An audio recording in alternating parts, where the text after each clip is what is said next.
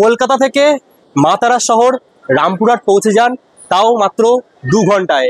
হ্যাঁ, ঠিকই শুনেছেন, মাত্র 2 ঘন্টায় তারাপীঠ। এটাও কি সম্ভব? জয় তারা।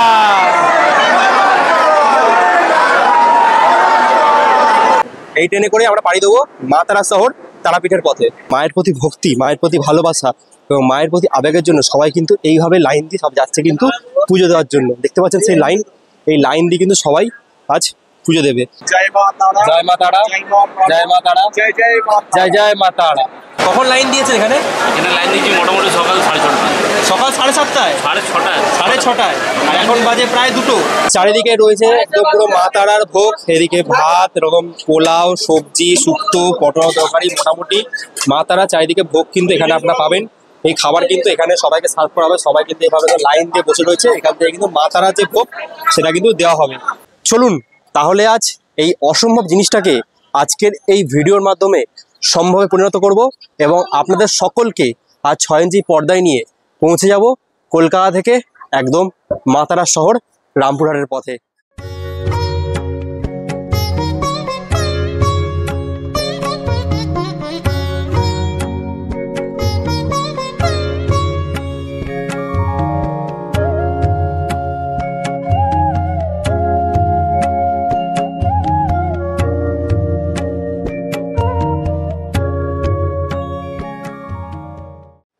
নমস্কার, আপনাদের সকলকে আন্তরিক স্বাগত জানাচ্ছি ট্র্যাভেল উইথ পল্লব চ্যানেলের পক্ষ থেকে আরও একটা সম্পূর্ণ নতুন ভিডিওতে।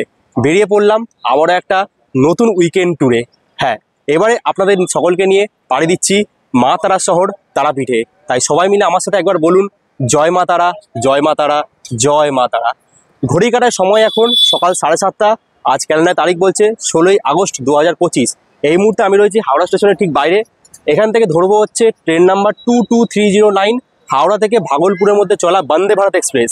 সেই বন্দে ভারত এক্সপ্রেস চড়ে মাত্র 2 ঘন্টার মধ্যে আমরা পৌঁছে যাব মা তারা শহর রামপুরহাটে। তো দেখতে থাকুন, আশা করছি প্রত্যেকটা ব্লগের মতো আজকের এই তারাপীঠের ব্লগটাও আপনাদের ভালো লাগবে। ঘড়ির কাটার সময় বলছে ওই 7:40, 5 মিনিট ঘড়িটা ফাস্ট আছে। আর আমাদের ট্রেন দেখতে পাচ্ছেন প্ল্যাটফর্ম ডিসপ্লে দিয়ে দিয়েছে হাওড়া স্টেশনের 22309 হাওড়া ভাগলপুর বন্দে ভারত এক্সপ্রেস। আর ছাড়বে হাওড়া স্টেশনের 6 নম্বর প্ল্যাটফর্ম থেকে। হাওড়া স্টেশনের 6 নম্বর প্ল্যাটফর্মে দাঁড়িয়ে আছে আজকে আমাদের সারথি 22309 হাওড়া থেকে ভাগলপুর বন্দে ভারত এক্সপ্রেস। এই ট্রেনে করে আমরা পাড়ি দেবো মা তারা শহর তারাপীঠের পথে।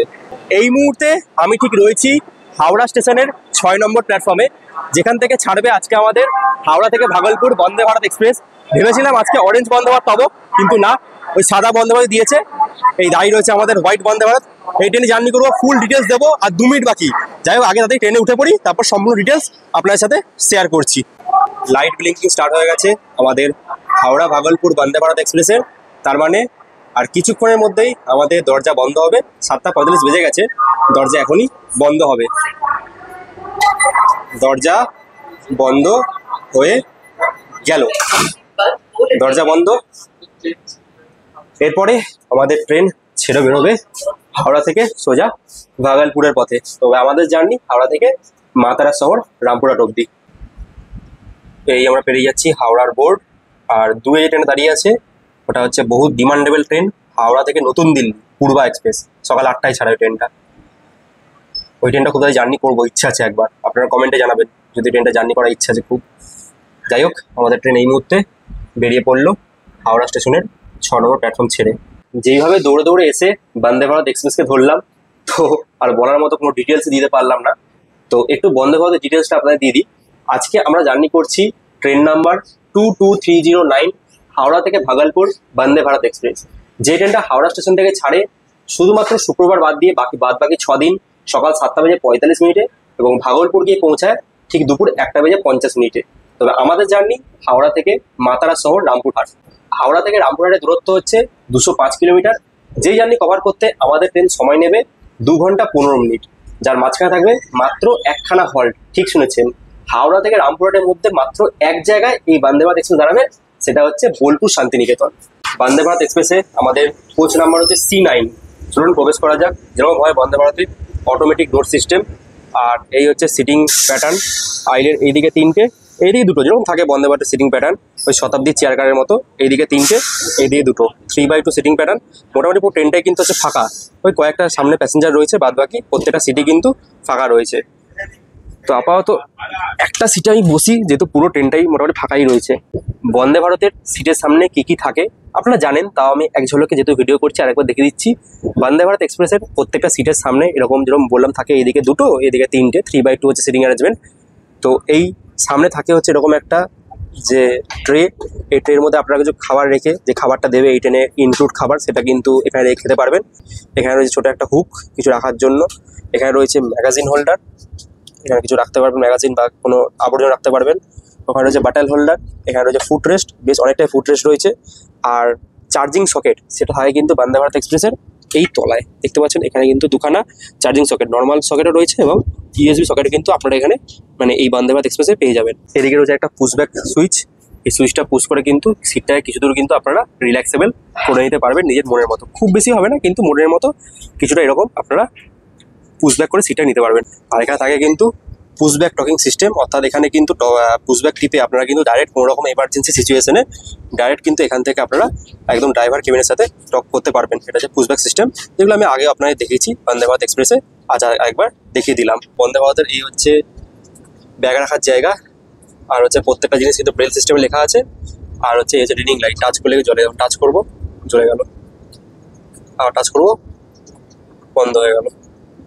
আর আপনারা কমেন্টে জানাবেন কতদিন পর আপনাদের সকলকে নিয়ে এই চ্যানেলের সাথে নিয়ে আমরা বন্দে ভারত এক্সপ্রেস জার্নি করলাম, কমেন্টে অবশ্যই জানাবেন। এবং কোন বন্দে ভারতে লাস্ট জার্নি করেছিলাম সেটাও আপনারা আমাকে কমেন্টে জানাবেন। স্কিপ করছে আমাদের বন্দে ভারত এক্সপ্রেস এই মুহূর্তে ডানকুনি জাংশন। যত রকম রাজধানী, দুরন্ত, শতাব্দী সবই কিন্তু এই ডানকুনি জাংশন থেকেই চলে যায়। দেখুন সেই ডানকুনি জাংশন আমরা ঝড়ের গতিতে পার করলাম। ট্রেন ছুটে থাকুক তার আপন গতিতে, তার মাঝখানে চলে এলাম আমি আমার সিটে। যেহেতু আমার সিটটা ভালোই পড়েছে, তাই জন্য ভালো জায়গায় এসে বসে আছি, একদম উইন্ডো সিটই পড়েছে। এই জার্নিতে আমার সিট রয়েছে 29 উইন্ডো সাইড। এই হচ্ছে উইন্ডোর ব্যবস্থা দেখতে পাচ্ছেন, মানে মাঝখানে এরকম পিলার, এখানে কিছুটা উইন্ডো আর এখানে কিছুটা উইন্ডো রয়েছে। যাই হোক 29 সিটটা পড়েছে আমার, আর আমার সাইড রয়েছে বাপ্পার পড়েছে 13 নম্বর সিট। দুটো সিট দুদিকে পড়েছে। যাই হোক একসাথে বসেছি, যেহেতু কোনো লোকজন নেই তাই জন্যে একসাথে কিন্তু দুজনে মিলে এই সিটটাতে আমরা বসেছি। আমাদের ভাড়া পড়েছে এই ট্রেনে হাওড়া থেকে রামপুরহাট যাওয়ার জন্য 745 টাকা করে, যেটা হচ্ছে এর নর্মাল ভাড়া 745। আর যদি আপনারা এই ট্রেনে খাবার না নেন 745 হচ্ছে ফুড নিয়ে, মানে খাবার নিয়ে। আর যদি খাবার যদি আপনারা না নেন তাহলে কিন্তু এই ট্রেনের খাবারের থেকে মানে এই ট্রেনের টিকিটের থেকে কিছু টাকা মাইনাসে 625 টাকা দিয়ে কিন্তু আপনারা হাওড়া থেকে রামপুরহাট জার্নি করতে পারবেন উইদাউট ফুড, খাবার ছাড়া। ট্রেন ছুটে চলছে তার আপন গতিতে, তার মাঝেই ঘড়ির কাটায় সময় এখন সকাল 8:15। ট্রেন ছেড়েছে ওই আধা ঘন্টা হয়েছে, তার মধ্যে কিন্তু আমাদের দিয়ে গেছে সকালের মর্নিং কিট। এই ট্রেনের সাথে ইনক্লুড বন্দে ভারতের সাথে আপনারা জানেন যে খাবার কিন্তু ইনক্লুড থাকে। তো এই হাওড়া থেকে তারাপীঠ যাওয়ার বন্দে ভারত এক্সপ্রেসে আপনারা পেয়ে যাবেন হচ্ছে সকালের মর্নিং কিটে আমাদের দিয়ে গেছে। দেখুন মর্নিং কিটে রয়েছে এরকম একটা 1 লিটার জলের বোতল দিয়েছে, দেখতে পাচ্ছেন। তাও দেখে ভালো লাগে, বন্দে ভারতে এখনো 1 লিটারের জলের বোতলটা রয়েছে, নাহলে কিন্তু শতাব্দীতে এখন 500 ml জল করে দিয়েছে, যার থেকে কিন্তু 1 লিটার জলের বোতল দেখে আমার ভালো লাগলো এটা বেশ। এছাড়া দিয়ে গেছে হচ্ছে এখানে গরম জল, অনেকক্ষণ আগে দিয়ে গেছে, এখন ঠান্ডা হয়ে গেছে। তার সাথে রয়েছে হচ্ছে একটা ইউনিবিকের বিস্কুট, বন্দে ভারতের ইউনিক বিস্কুট, যেটা আপনাদের আমি আগেও দেখেছি সেই বিস্কুট। তার সাথে রয়েছে কিন্তু একটা আদা চা, জিঞ্জার টি। তো এই হচ্ছে সকালের মর্নিং কিট দিয়ে আমাদের আপ্যায়ন করলো, এরপরে ব্রেকফাস্ট খাইয়ে আমাদেরকে বিদায় জানাবে। এই হচ্ছে আমাদের তারাপীঠ যাওয়ার গল্প আজকে, ঠিক আছে। আমার সাথে রয়েছে বাপ্পা, দেখতে পাচ্ছেন বাপ্পা রয়েছে।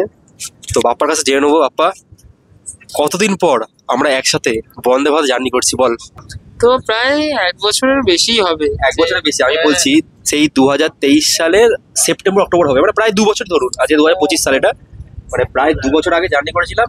তখন মানে ব্যাপারটা কি ছিল আমাদের, মানে কোনো নতুন বন্দে ভারত হলে আমরা কভার করতাম, তখন একটা উত্তেজনা আলাদা ছিল। তারপরে আস্তে আস্তে বন্দে ভারত এখন হাইপটা কমে গেল, এখন সবাই বন্দে ভারত সব চলে এলো, তারপর থেকে কিন্তু বন্দে ভারত হাইপটা কমে গেল। তারপর দেখলাম মানুষ আর অতটা ভিউজ দিচ্ছে না বলে আমরাও করা বন্ধ করে দিয়েছিলাম। তারপরে আজ মূলত করা যেই জন্য সেটা হচ্ছে আমরা এই ভিডিওতে কি দেখাচ্ছি, এই ভিডিওটাতে আমরা দেখাচ্ছি যে বন্দে ভারতে মাত্র 2 ঘন্টায় আপনারা কি করে চলে যেতে পারেন মাতারা শহর বা সাধক বাবাকাপুর শহর তারাপীঠ।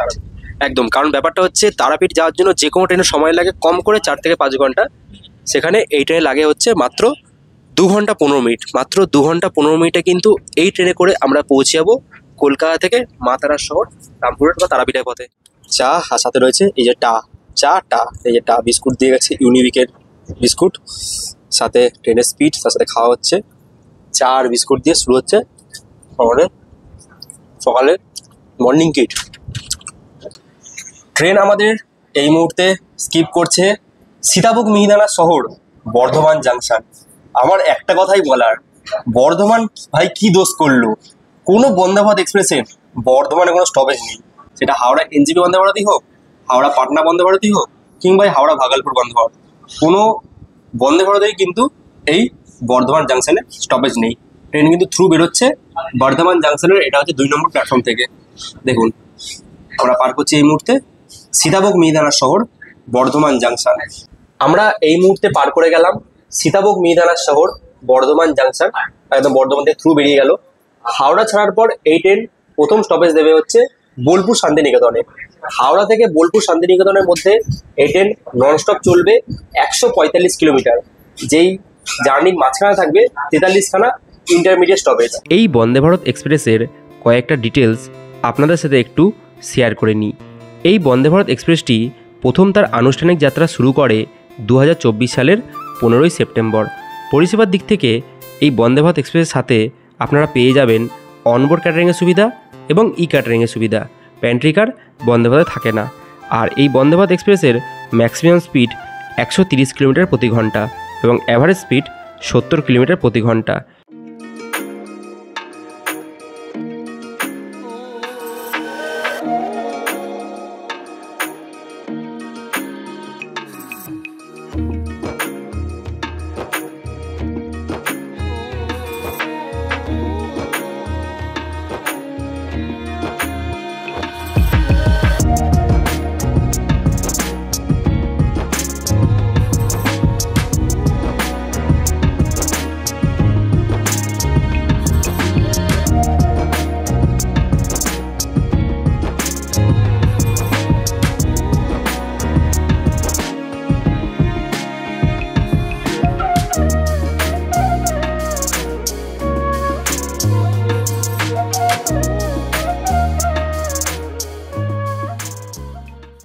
ঘড়ির কাঁটায় এই মুহূর্তে সময় ঠিক সকাল 9টা।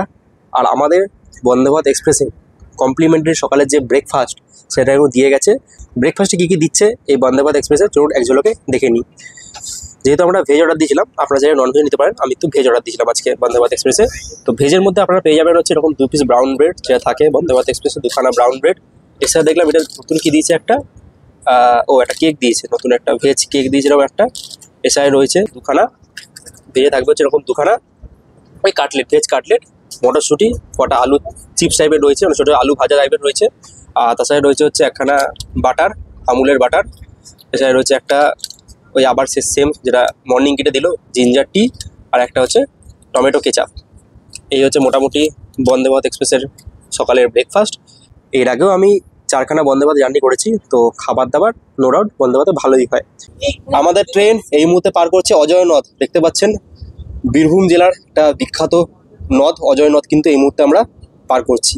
আর এই অজয় নদ পেরিয়ে কিন্তু আমরা প্রবেশ করব আমাদের প্রথম স্টপেজ বোলপুর শান্তিনিকেতনে।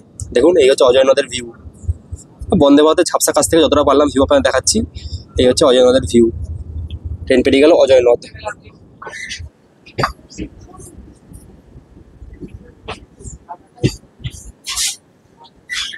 Doors open on left side.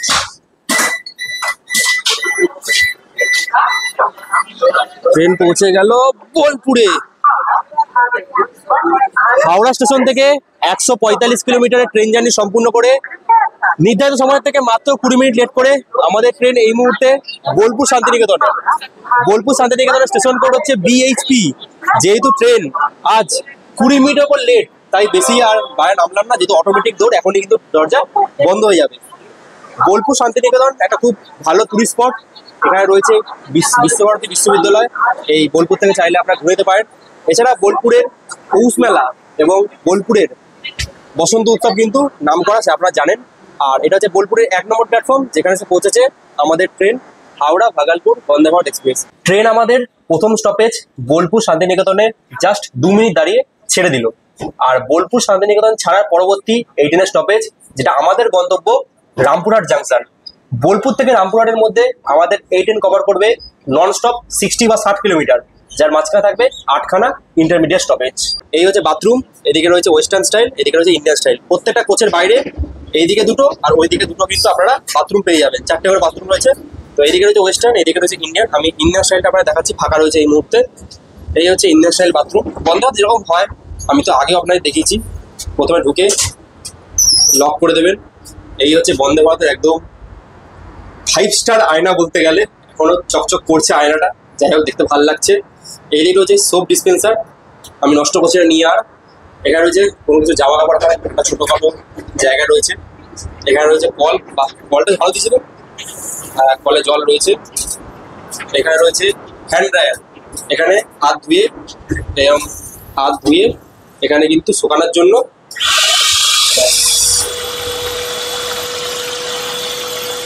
হাত শুকিয়ে গেল। হ্যান্ড ড্রায়ার রয়েছে। এদিকে রয়েছে হচ্ছে Indian style toilet, bio toilet. Push করলে বাথরুম কাজ করছে। মোটামুটি বন্দে ভারত এক্সপ্রেসের বাথরুম অন্য ট্রেনের তুলনায় পরিষ্কারই হয়, কারণ এটা হচ্ছে ভারতের প্রিমিয়াম ট্রেন, সব থেকে প্রিমিয়াম এই ট্রেন বন্দে ভারত এক্সপ্রেস। তো বন্দে ভারত এক্সপ্রেসের বাথরুম 10-এর মধ্যে 10 দিলাম। আমাদের হাওড়া ভাগলপুর বন্দে ভারত এক্সপ্রেস এই মুহূর্তে পার করছে তার জার্নির আরও একটা গুরুত্বপূর্ণ স্টপেজ নয়, মানে একটা গুরুত্বপূর্ণ স্টেশন, সেটা হচ্ছে সাঁইথিয়া জাংশন। এই সাঁইথিয়া জাংশন থেকে ভাগ হয়ে যায় অন্ডাল যাওয়ার লাইন। মানে আপনারা এখান থেকে কিন্তু অন্ডাল হয়ে দুর্গাপুর, আসানসোল কিন্তু আপনারা চলে যেতে পারবেন। এই হচ্ছে সাঁইথিয়া জাংশন। সারাদিন আজকে কোনো ট্রেন আপনারা দেখাতে পারিনি নিজের মানে ভুলের চক্করে। যাই হোক, ট্রেন জার্নিতে ট্রেন না দেখাবো সেটা হতে পারে। আমার ব্লগ দেখছেন যেহেতু, দেখুন এই মুহূর্তে যে ট্রেনটা পার করছে এটা হচ্ছে 13028 আজিমগঞ্জ থেকে হাওড়া কবিগুরু এক্সপ্রেস পেরিয়ে গেল আমাদেরকে। আমাদের এই বন্দে ভারত এক্সপ্রেস আর কিছুক্ষণের মধ্যে প্রবেশ করবে আমাদের গন্তব্য রামপুরহাট জাংশনে। তার আগে আপনাদের একটু জানিয়ে দিই এই ট্রেনের ভাড়া এবং কোচ পজিশন সম্বন্ধে। এই বন্দে ভারত এক্সপ্রেসটি একটা মিনি বন্দে ভারত, যার সাথে থাকে 7খানা চেয়ার কার ও একটা এক্সিকিউটিভ কার। হাওড়া থেকে রামপুরহাট অবধি চেয়ার কার এবং এক্সিকিউটিভ কারের ভাড়া আমি ডিসপ্লেতে মেনশন করে দিলাম, এবং তার সাথে হাওড়া থেকে ভাগলপুর অবধি চেয়ার কার এবং এক্সিকিউটিভ কারের ভাড়া ডিসপ্লেতে মেনশন করা রইল, প্রয়োজনে আপনারা দেখে নিতে পারেন। ট্রেন আমাদের পৌঁছে গেল আমাদের গন্তব্য মা তারা শহর রামপুরহাট জাংশন। দরজা ব্লিঙ্ক করলো আর দরজা খুলে গেল। হাওড়া স্টেশন থেকে 205 কিলোমিটারের ট্রেন জার্নি সম্পূর্ণ করে নির্ধারিত সময়ের থেকে মাত্র 20 মিনিট লেটে আমাদের ট্রেন হাওড়া ভাগলপুর বন্দে ভারত এক্সপ্রেস আমাদেরকে পৌঁছে দিল আমাদের গন্তব্য, ট্রেনের গন্তব্য নয়, মা তারা শহর রামপুরহাট জাংশনে। এটা হচ্ছে রামপুরহাটের 2 নম্বর প্ল্যাটফর্ম, যেখানে পৌঁছেছে আমাদের train Howrah Bhagalpur Vande Bharat express. Tata, বিদায় বন্দে ভারত। খুব সুন্দর জার্নি করলাম অনেকদিন পর, এবং এই জার্নির সাক্ষী আপনাদেরকেও নিয়েও চললাম। কেমন লাগলো বন্দে ভারতের জার্নি আপনারা কিন্তু অবশ্যই জানাবেন। ভিডিও এখানে শেষ নয়, আমরা এখান থেকে যাব হচ্ছে সোজা তারাপীঠ মন্দিরে। তারাপীঠ আজ আপনাদের ঘুরিয়ে দেখাবো, এবং আজ যেহেতু 6 দিন পর কৌশিকী অমাবস্যা, সেই কৌশিকী অমাবস্যার আগে ঠিক কতটা কি সেজে উঠেছে তারাপীঠ মন্দির সবই কিন্তু আজকের এই ব্লগে আপনাদের জানাবো। এই রয়েছে ঠিক রামপুরহাট জাংশন। এখন নতুন করে বাইরের যে প্ল্যাটফর্মটা তৈরি হচ্ছে, বাইরের ডিজাইনটা তৈরি হচ্ছে, এদিকে ভেঙে দিয়েছে, এগুলো নতুন করে তৈরি হচ্ছে। তো একদম রামপুরহাট জাংশনে 1 নম্বর থেকে বাইরে বেরোনোর পর এদিকেও আপনারা প্রচুর অটো পেয়ে যাবেন, পাশাপাশি এদিকে রিক্সাও রয়েছে। এদিকে কিন্তু এই থ্যাংক ইউর বাইরে কিন্তু আপনারা মোটামুটি অটো টোটো সব পেয়ে যাবেন। এখান থেকে মা তারা সরণি তারাপীঠ মন্দির যাওয়ার জন্য কিন্তু বাদবাকি সব টোটো অটো কিন্তু আপনারা এখান থেকে বাইরে বেরোবেন। প্রচুর অটো দাঁড়িয়ে রয়েছে, দেখাচ্ছি চলুন আপনাদেরকে। ঠিক এখান থেকে এই থ্যাংক ইউ থেকে ঠিক বাইরে বেরোবেন। বাইরে বেরিয়ে এই ডান হাতে কিন্তু পরপর এখানে সব টোটো অটো রয়েছে। এখান থেকে টোটো অটো নিয়ে কিন্তু আপনারা এগিয়ে যেতে পারবেন মা তারা সরণি তারাপীঠের পথে। দেখুন চারিদিকে পরপর টোটো দাঁড়িয়ে আছে বা অটো দাঁড়িয়ে আছে, এগুলো নিয়ে কিন্তু আপনারা এগোতে পারবেন এখান থেকে তারাপীঠ মন্দিরের পথে। রামপুরহাট স্টেশনের বাইরে থেকে জনপ্রতি 40 টাকা অটো ভাড়া দিয়ে পাড়ি দিলাম তারাপীঠ মন্দিরের পথে।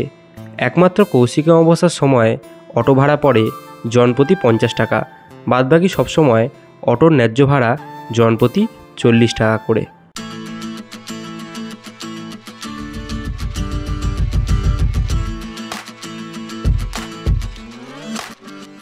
ফাইনালি ঘড়ির কাঁটায় সময় এই মুহূর্তে সকাল 11:10 আমরা রামপুরহাট স্টেশন থেকে অটোয় উঠেছিলাম ওই 10:30 নাগাদ।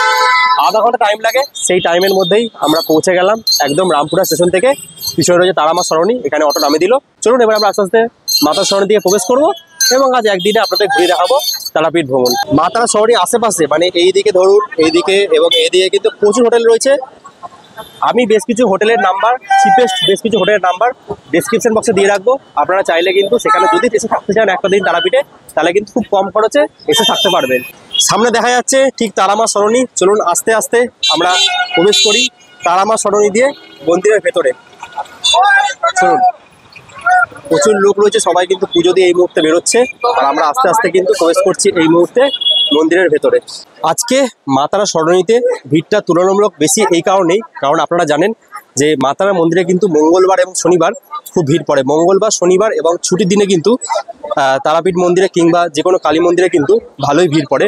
তো সেটা দেখতেই পাচ্ছেন কত মানুষ কিন্তু আজ পুজো দিয়ে এসছে মাতারা সরণিতে, মানে তারাপীঠ মন্দিরে। তো চলুন আস্তে আস্তে আমরা এই ভর দুপুরে গরমের মধ্যে হেঁটে হেঁটে এগোচ্ছি তারাপীঠ মন্দিরের দিকে। এই রয়েছে ঠিক তারাপীঠ মন্দির ঢোকার একদম মূল গেট। গেটের চারিদিকে কিন্তু প্রচুর রকম ডালার দোকান রয়েছে, যেখান থেকে কিন্তু আপনারা ডালা পুজো দেওয়ার জন্য, মাতারাকে পুজো দেওয়ার জন্য ডালা কিনে নিতে পারবেন। চারিদিকে প্রচুর দোকান রয়েছে। তো আমি হচ্ছে একদম এই সামনে যে দোকানটা রয়েছে এখান থেকেই আমি প্রবেশ করছি, জুতো খুলে উঠছি, ঠিক আছে? আচ্ছা আচ্ছা। তো এখানে একজন দাদাকে পেয়ে গেছি। দাদা বলছি, পুজো দেওয়ার ডালার কত কি দাম রয়েছে সেটা বলো। ডালা আপনার ইচ্ছে 21 টাকা থেকে ডালা শুরু আছে। 21 টাকা আছে, 31 টাকা আছে, 51 টাকা আছে, 101 টাকা আছে, 151, 201, 501, 1001, যেমন বলবেন তেমন ডালা পাবেন। আচ্ছা, মানে 1001 টাকার মধ্যে পাওয়া যাবে, তাই তো? আর পান্ডা? পান্ডা কোনো ইয়ে নেই। পান্ডা এখানে আমাদের অনেকগুলো পান্ডা আছে। পুজো নিয়ে যাবে মায়ের মন্দিরে, পুজো টুজো দর্শন সব ভালো মতন করে দিবে। কোনো দক্ষিণা জোর জবরদস্তি কিছু নেই, যেটা ইচ্ছে খুশি করে দিতে পারে, মানে নিজের খুশি মতো, কোনো রকম জোর জবরদস্তি কিছু নেই, এই তো? আর একটা জেনারেল লাইন আছে আর ভিআইপি লাইন আছে। আচ্ছা, আমরা লাইনের ভাড়াটা বলে দাও, মানে কত কি রেট আছে? লাইনে একটা ভিআইপি লাইন আছে, ওটা 500 টাকা টিকিট কাটতে হবে, ওটা সরকারের আন্ডারে। আর আপনি যদি জেনারেল লাইনে যান তাহলে কোনো পয়সা পাতি কিছু লাগবে না। তোমাদের এই স্টল নাম্বারটা কত? শ্রী গুরু পূজা ভান্ডার, দামোদর দোকান, একদম মন্দিরের একবারে মন্দিরের অপোজিট। তারা মায়ের কাছে পুজো দেওয়ার জন্য এই হচ্ছে 101 টাকা দিয়ে একটা ডালা এখানে নিয়ে নিলাম। একদম ঠিক হচ্ছে এই মন্দিরে ঢোকার যে মূল গেট তার ঠিক পাশেই হচ্ছে এই দোকান, যা দেখালাম আপনাদেরকে। এখান থেকে একটা 101 টাকায় ডালা কিনে নিলাম। এবার চলুন আমরা আস্তে আস্তে মন্দিরের ভেতরে প্রবেশ করবো এবং আজ মাতার কাছে পুজো দেবো। চলুন আস্তে আস্তে আমরা প্রবেশ করি মন্দিরের ভেতরে। এটা হচ্ছে 1 নম্বর গেট, যেখান থেকে আমরা মন্দিরের ভেতরে প্রবেশ করছি। চলুন, এই হচ্ছে মন্দিরে প্রবেশ করলাম ভিতরে। এখানে পরপর লাইন রয়েছে। চলুন আস্তে সব প্রসেসই শেয়ার করছি। তারাপীঠে মা তারাকে পুজো দেওয়ার জন্য জাস্ট ভিড়টা একবার দেখুন। এখান থেকে কিন্তু অনেকে এখান থেকে পুজো দিচ্ছে এবং পাশে লাইন রয়েছে, লাইন দিয়েও কিন্তু অনেকে পুজো দিচ্ছে।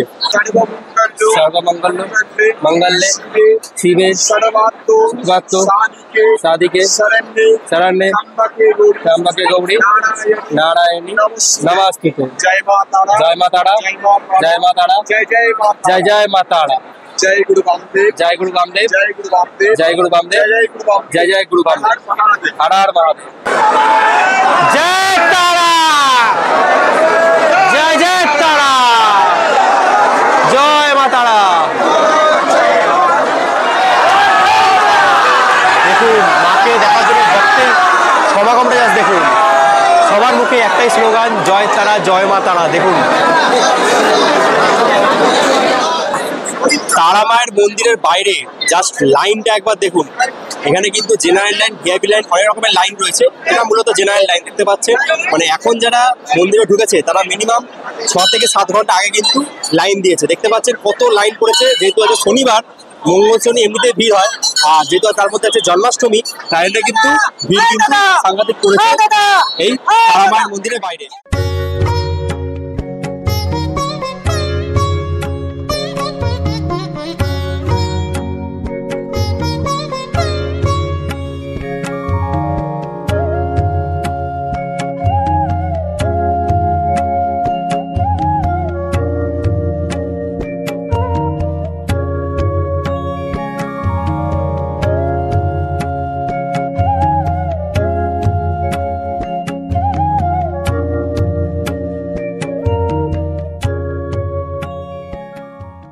তাহলে বাইরে থেকে মা তারার কাছে পুজো দিলাম, যেটা আপনারা ব্লগে দেখলেন।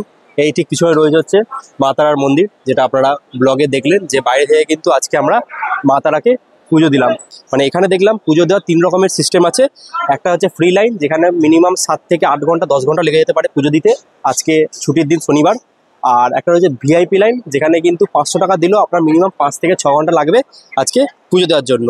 আর একটা লাইন রয়েছে যেটা হচ্ছে একদম বাইরে থেকে, যেটা হচ্ছে কোনো রকম কোনো টাকা সিস্টেম নেই, আপনাকে পান্ডা নিয়ে আসবে, সেই পান্ডাই হচ্ছে বাইরে থেকে পুজো দিয়ে দেবে, বাইরে থেকে জাস্ট আপনি ছুঁয়ে কিন্তু পুজো দিতে পারবেন। এই হচ্ছে 3 রকমের লাইন, যেটা হচ্ছে আপনাদের জানিয়ে দিলাম।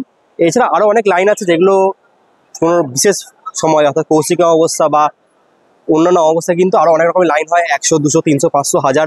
সেগুলো এখন আমি এখানে দেখলাম না। যা যা লাইন এখানে দেখলাম সরকার থেকে রেট করা হয়েছে 500 টাকা, সেটা কিন্তু আপনাদের জানিয়ে রাখলাম।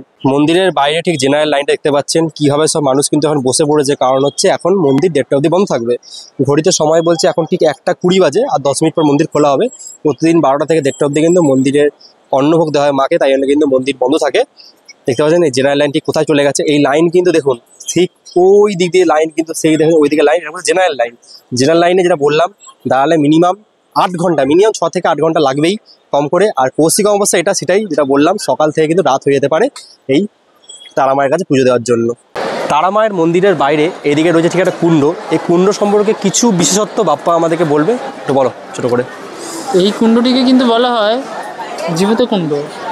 কারণ কি, এই মন্দির কিন্তু প্রতিষ্ঠা করেছিলেন সর্বপ্রথম বণিক জয় দত্ত। আর এই বণিক জয় দত্ত কিন্তু মা তারা বা মা কালীকে একদমই পছন্দ করতেন না। কারণ কি, তিনি ছিলেন শিব উপাসক। ও শিব ঠাকুরকে কালী ঠাকুর তার পায়ের তলায় রাখতো, আর মহাদেবের ওপর তিনি দাঁড়িয়ে থাকতেন বলে এর জন্য কিন্তু বণিক জয় দত্ত সেটা পছন্দ করতেন না। কারণ কি, তিনি ছিলেন শিব উপাসক, তার জন্য তিনি কালী ঠাকুরের প্রতি মানে প্রচুর ঘৃণা বা রাগ করতেন। কিন্তু পরবর্তীকালে যখন বণিক জয় দত্ত বাণিজ্যে আসে, তখন তার পুত্রও আসে। তার পুত্রের তখন 15 থেকে 16 বছর বয়স হবে। তো কোনো কারণে তার পুত্র কিন্তু এই স্থানেই মারা যায়। তখন কিন্তু এইগুলো সব জঙ্গল ছিল, এরকম এখন উন্নত এত ঘরবাড়ি ছিল না। তো তখন সেইখানে যখন বণিক জয় দত্তের মানে সৈন্য সামন্তরা রান্না করে, তখন কিন্তু তারা একটি শোল মাছ কাটে। ওই শোল মাছটি কেটে এই পুকুরে জীবিত কুণ্ডতেই কিন্তু ধুতে আসে। তখন কিন্তু সেই মাছটি আপনিই জোড়া লেগে জীবিত হয়ে যায়। আর সেইটা শুনে কিন্তু বণিক জয় দত্তকে তার সৈন্য সামন্তরা বলতে যায় যে এরকম হয়েছে, তো আপনার পুত্রকেও কিন্তু এই কুণ্ডতে ফেলে দিলে কিন্তু আপনার পুত্র জীবিত হয়ে যেতে পারে। তো বণিক জয় দত্ত তখন তার পুত্রকে এই পুকুরে এনে ফেলে দেয়, ও তার কিছুক্ষণের পরেই কিন্তু বণিক জয় দত্তের পুত্র এই কুণ্ড থেকে জীবিত হয়ে উঠে আসে। তার জন্য কিন্তু এই কুণ্ডকে জীবিত কুণ্ড বলা হয়। এই মুহূর্তে আমি যে জায়গাটা এসেছি, এখান থেকে দেখুন কি সুন্দর তারামায়ের মন্দিরের চূড়াটা, দেখুন কি সুন্দর দেখা যাচ্ছে, একদম পুরো রোদের মধ্যে কি সুন্দর লাগছে আমাদের মা তারার এই মন্দিরটা। আর এদিকে দেখুন পরপর কিন্তু জেনারেল লাইন দিয়ে সবাই প্রায় সকাল থেকে লাইন দিয়ে এখন কিন্তু সব পুজোতে ঢুকছে। দেখতে পাচ্ছি চারিদিকে কিন্তু প্রচুর রয়েছে এরকম মানুষজন। দেখুন সবাই কিন্তু লাইন দিয়ে এখানে এসছে, এবার এখানে কিন্তু সবাই পুজো দেওয়ার জন্য লাইনে রয়েছেন। এবার ভাবুন, মায়ের প্রতি ভক্তি ও মায়ের প্রতি ভালোবাসা ছাড়া আমি যেটা বলি সবসময়, কোনোদিনই কিন্তু এরকম কর্ম সম্ভব নয়। কখন লাইন দিয়েছে এখানে? এখানে লাইন দিয়েছি মোটামুটি সকাল 6:30। সকাল 7:30টায়? 6:30। 6:30। আর এখন বাজে প্রায় 2টো বাজতে যায়। মোটামুটি 1:35। জেনারেল লাইনে জেনারেল লাইন।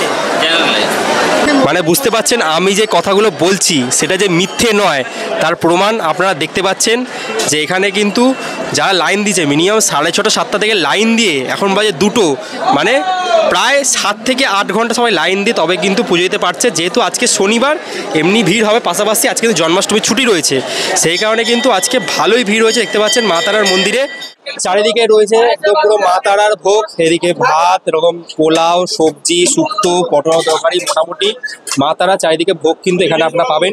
এই খাবার কিন্তু এখানে সবাইকে সার্ভ করা হবে। সবাই কিন্তু এভাবে লাইন দিয়ে বসে রয়েছে, এখান থেকে কিন্তু মা তারার যে ভোগ সেটা কিন্তু দেওয়া হবে।